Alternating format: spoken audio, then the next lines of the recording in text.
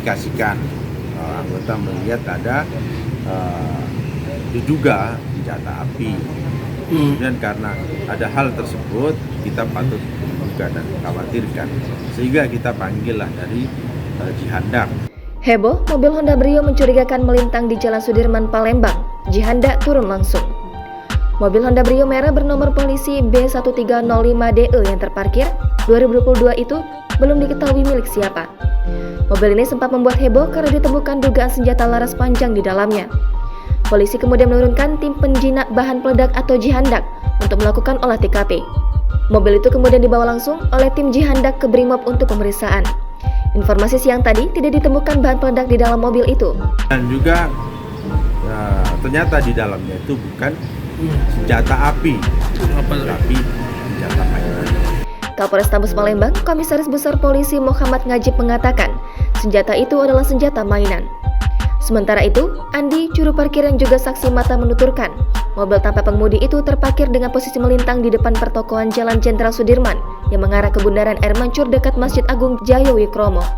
Awalnya, Andi tidak merasa curiga dengan keberadaan mobil tersebut. Dia lalu memulai aktivitas parkir seperti biasa. Kemudian datang dua anggota Polantas yang menanyakan keberadaan mobil tersebut. Sebab posisi parkirnya yang salah sehingga dikhawatirkan mengganggu arus lalu lintas. Andi bersama polisi dibantu tukang tampal ban dan beberapa warga yang lain kemudian dorong mobil untuk dipinggirkan dekat trotoar.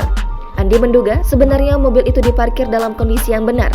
Sebab saat malam hari, mobil yang parkir di Jalan Jenderal Sudirman, Palembang memang diatur dalam posisi sedikit serong ke samping.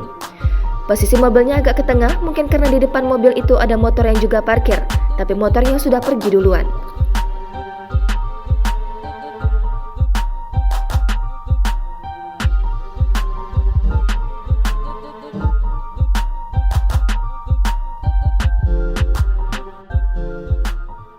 Diindikasikan anggota melihat ada diduga senjata api.